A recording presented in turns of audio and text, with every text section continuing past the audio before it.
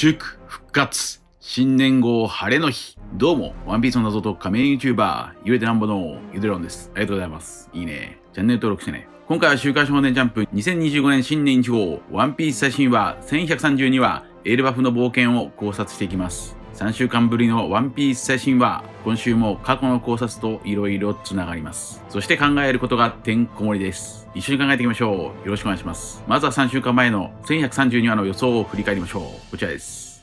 1132話の類似話数は32話、132話、1032話です。32話は大凶、語呂合わせは残忍。次に132話はね、語呂合わせは秘密。秘密とは火と水のように仲が悪いという意味です。さらに秘密とは氷を溶かした水です。ドラム王国に到着したルフィとビビ。ビビやルフィに喧嘩するだけが解決策ではないことを教えます。7話1132話ではルフィがロキとの取引に応じるのか。次に1032話はおでんの愛刀。語呂合わせは火を身に。火を身にまとった火前棒や、さらに嘘つきという意味の千密。これは三味線を弾いて現れた小紫にかかる語呂合わせです。三味線を弾くという言葉も嘘つきを表す言葉です。この1032話と1132話がつながるなら、引き続き嘘をつくロキの話なのか。そんな1132話の話数の語呂合わせ予想は、人秘密、いいサニー、いいサンジ。サニーとは晴れ、太陽を表しますから、サンジがサニー号をゲルズから受け取るのか。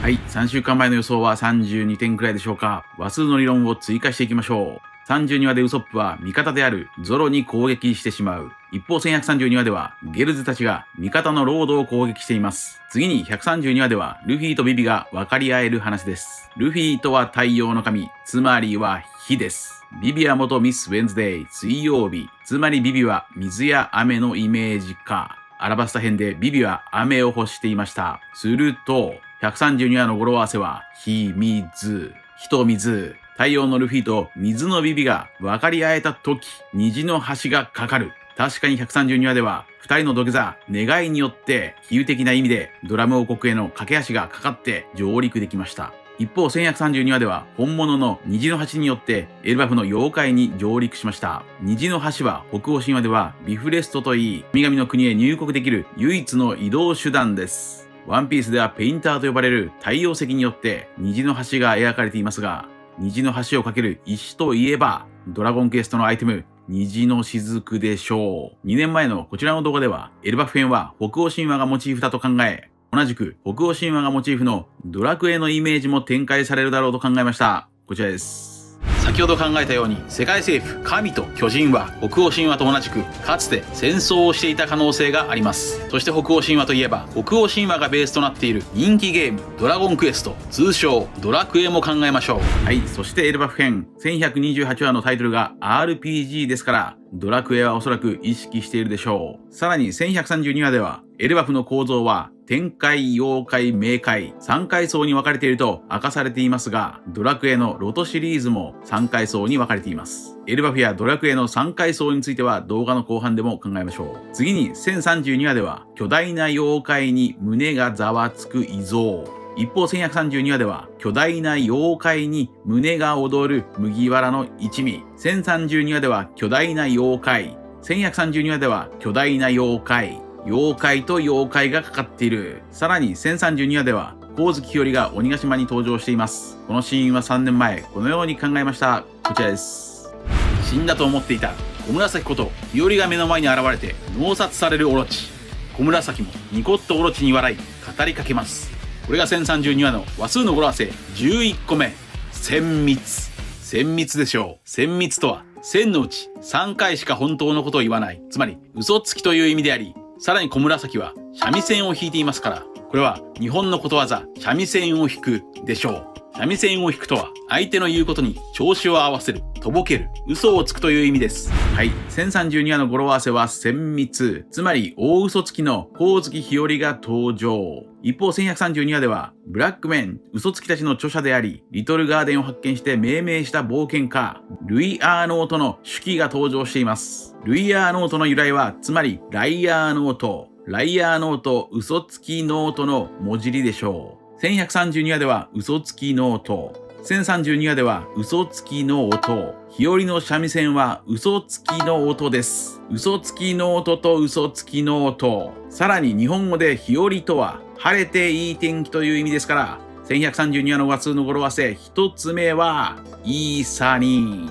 ー。いいサニー。サニーとは英語で晴れていい天気。さらに陽気なという意味の形容詞ですから、エルバフの妖怪にたどり着いた陽気なルフィたちを表しています。それは類似話数1032話の日和の名前にもかかっているというダジャレです。そしてまだあります。1032話でキングは太古の昔、プテラノドンはこうやって狩りをしていたんだと嘘みたいなことを言うと、ゾロはそうだったのかという。一方1132話でドリとブロギーは虹は渡れるぞと嘘みたいなことを言うと、麦わらの一味はそうだっけ。以上が話数の理論一つなぎです。それでは本編の流れを考察していきましょう。1132話のスタートはエルバフの少年コロン。このコロンはシャンクスと仲良くしていた1話のルフィみたいな少年でしたが、コロンの語呂合わせはもちろんコロン。ゴムのルフィとコロンが今後つながりそう。それは例えば1話のルフィのようにトラブルに巻き込まれてコロンはルフィに助けてもらうのでしょうか。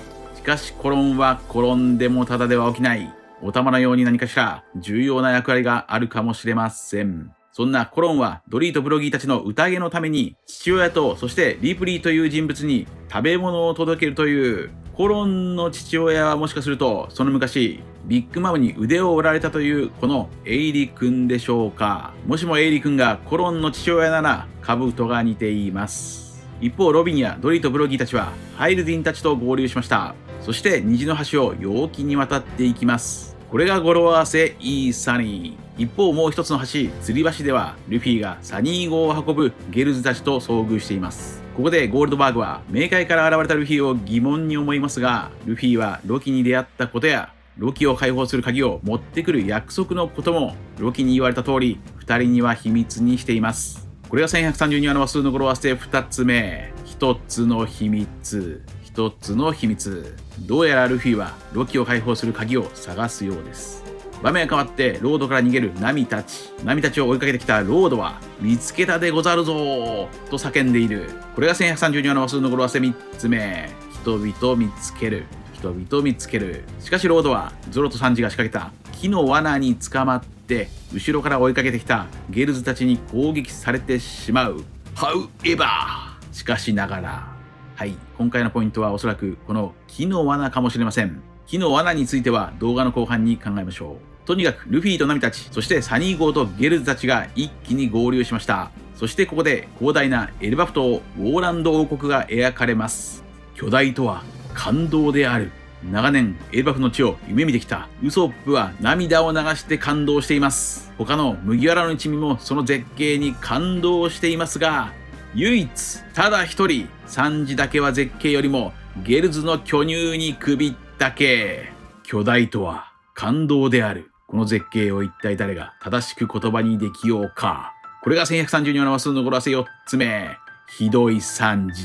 ひどいサンジ。一人だけ巨乳に包まれるひどいサンジ。すべてが巨大で息を飲む冒険者たちよ。返却されぬ去りし時を食い入ることなかれ。ルイヤーノートの手記はそのように続きますが、最後に彼は一言こう書き残している。この地に長居してはならない。これは一体どういうことでしょうか。エルバフに長居すると何らかの悪影響があるというのか。これも1132話の語呂合わせ一つの秘密か。その秘密とは何か。手記で注目したいのは息を飲む去りし時でしょうか。つまりエルバフに長い時間滞在していると体に悪影響がある。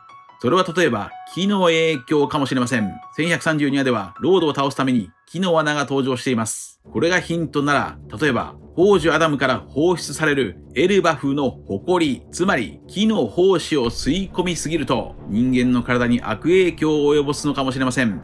だから冥界へ送られた人間たちはガスマスクをつけていたのか。だから謎の人物はワノ国の編み笠をかぶっているのか。そのエルバフの埃、胞子を吸いすぎるとエルバフの動物や周辺の海域にいる魚たちのように体が巨大化してしまうのか。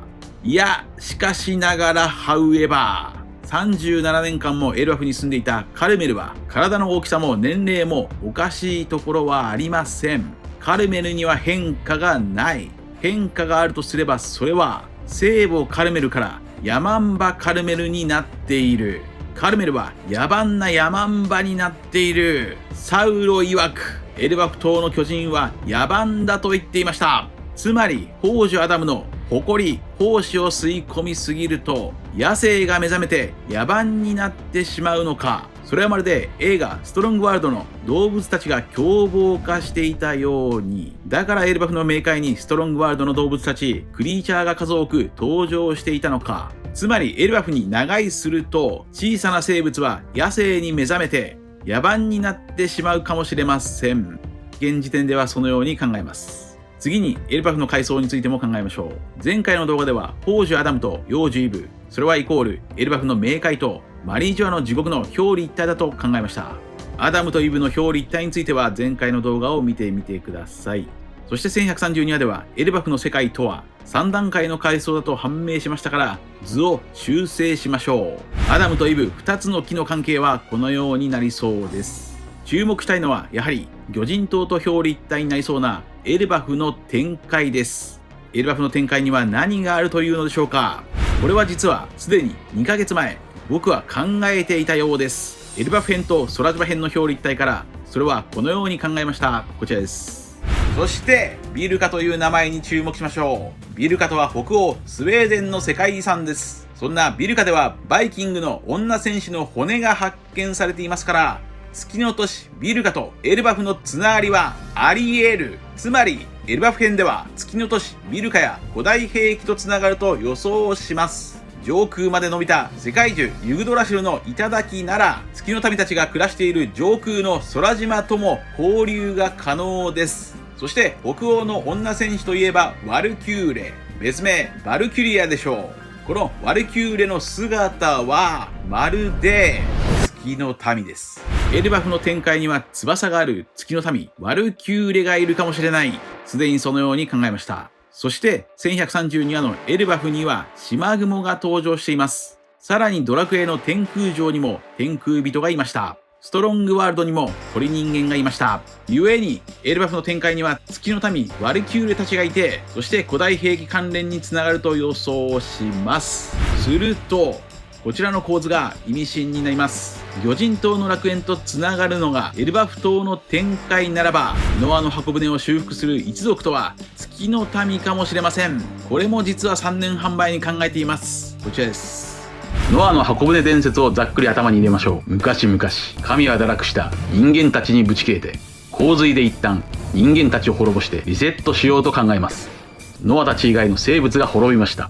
そして神はもう二度と洪水で滅ぼすようなことはしねえからこれから安心してくれと言って去ると、約束の証としてノアの前に虹が出現したそうです。この緑の船こそが魚人島の箱舟ノアだと考えます。壁画の緑の船のくるんと丸い船首を見てください。これは魚人島の箱舟ノアと同じ船首です。そして月の民はおそらく移住した青色の星で魚人たちと遭遇し仲良くなったのでしょう。これは月の民の末裔であるシャンディアたちが古代兵器ポセイドンの在りかが記されたポーネグリフを400年間命を張って守ってきたことからもわかります。となると魚人島で箱舟ノアをルフィが壊した648話で海王類が言っていたことがつながります。海王類は治すにはあの一族の力が必要だが治るといいね、約束の時までにと言っていました。つまり海王類が言う箱舟ノアを治せる一族、それは月の民です。この話が語られたのは648話、タイトルは太陽へと続く道、扉絵は月の民ワイパーです。月の民には造船技術はあります。空島スカイピアの身体たちは海もないのにエネルの命令によって空飛ぶ船箱舟マクシムを作れる造船技術を持っていました。ノアの箱舟を修復できる一族がエルバフの展開にいる月の民かもしれません。次にロキの悪魔の実についても考えましょう。この1132話にもロキの悪魔の実のヒントがあるかもしれません。それは例えば少年コロンでしょうか。ここまでのエルバフ編では1話と大きくつながってきました。1話のルフィに似ている少年コロン、1話のヒグマと同じくシャンクスを腰抜けと呼ぶロキ。これらのことからロキの悪魔の実、つまりエルバフに伝わってきた伝説の悪魔の実が真のゴムゴムの実である可能性が高まっています。しかし一方で僕はロキの悪魔の実とは世界ヘビヨルムンガンドだろうと考えてしまいましたが、1132話でヨルムンガンドの伏線になりそうなのは虹です。以前も考えたように太古の人々は虹を巨大なヘビだと考えていたからです。ロキの悪魔の実は真のゴムゴムの実なのか、それともヨルムンガンドなのか、僕の中では2つに絞られていますが、こちらもどうなんでしょうか。最後に謎の編み笠をかぶった人物についても考えましょう。この人物に関してはすでに X でチョッパーの T シャツからスコッパーギャバンだろうと考えました。チョッパーの T シャツ、コップとはコッパー、銅の略語ですから、編み笠のチョッパーと編み笠のスコッパーギャバンという関係になるのか。するとシャンクスが語り合ったという旧友とはスコッパーギャバンなのかもしれません。グランドラインの最初に元ロジャー海賊団のクロッカス、グランドラインの真ん中に元ロジャー海賊団のレイリー、グランドラインの終盤に元ロジャー海賊団のギャバン、そういう構図でしょうか。確かにギャバンは初登場からブロギーと同じく斧を武器にしていましたから、ギャバンがエルバフにいてもおかしくはない。そんなギャバンの役割とは何なのか、ギャバンこそが火の傷の男なのか、謎の編み笠の男の正体も楽しみです。続いては次回1133話の展開をいつものように話数の理論から予想していきましょう。1133話の類似話数は33話、133話、1033話です。33話は音なき男、語呂合わせは耳、キャプテンクロの抜き足は耳では聞こえない。また33話ではブチが催眠によって凶暴化していますから、1133話でもエルバフの動物たちが凶暴化するのか。次に133話は名もなき国の冒険、語呂合わせは勇、病気の波を担いで山を登る男気勇があるルフィ、それを外で待つというビビとウソップはいいサビ。ここと1133話がつながるなら誰かの男気が示されるかもしれません。次に1033話は下月幸三郎、語呂合わせは英語でゴマ、セサミです。1033話では開けゴマ、ゾロがエンマのルーツを思い出し、ゴーマ、つまりエンマ様がいる地獄の扉を開いています。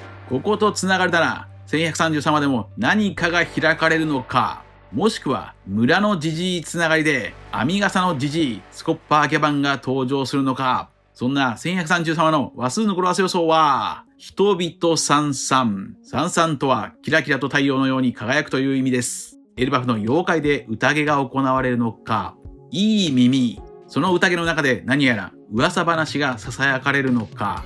ひどい残渣、残渣とは残った原料の不純物という意味ですから、当時アダムから目には見えないスギ花粉のような埃、胞子が放出されているのか。それこそがまさに木の罠か。以上です。皆さんはどう思われましたか。ありがとうございました。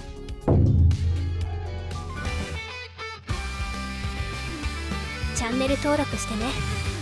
謎を解く鍵はより一体語呂合わせ、最強は数の理論に滑り倒すダジャレと音痴な私の考察には敵が多すぎる。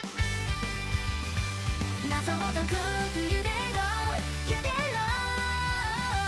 一緒に最後まで釈迦じゃないよ。